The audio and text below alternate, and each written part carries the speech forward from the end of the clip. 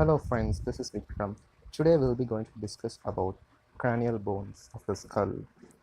So this is the typical structure of the skull. Totally we have 8 cranial bones. We'll discuss about each now. What are cranial bones?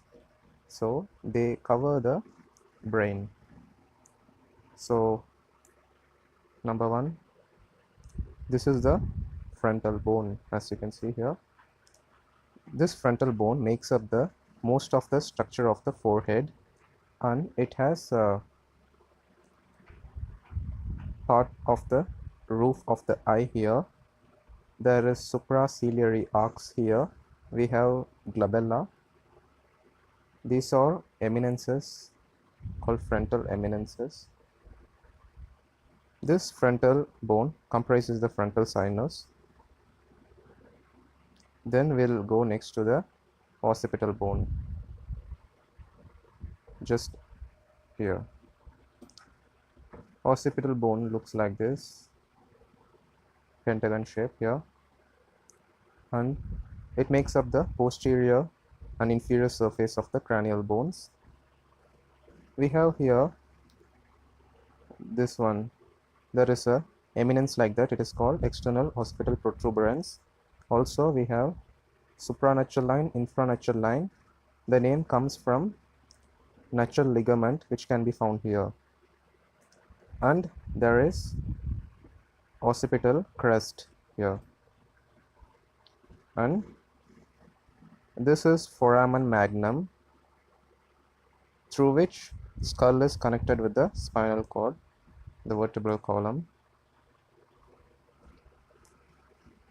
Then we have a pair of temporal bone, this one and this one. This temporal bone comprises the organs for ear. Ear can be found here, and it helps in hearing and vestibular actions.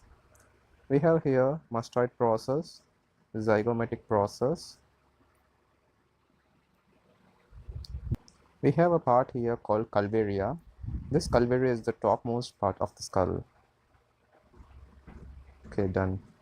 Then we have here sphenoid bone. As you can see here, it looks like a bat wing, and this sphenoid bone makes up the most of the base of the skull. And this one, it is called ethmoid bone. It is cube shape. It is called ethmoid bone, and it acts as the nasal cavity, as it is near to the nose. Okay, and that makes the 8 cranial bones: 1 frontal bone, a pair of parietal bone, a pair of temporal bones, 1 occipital bone, 1 sphenoid bone, then 1 ethmoid bone.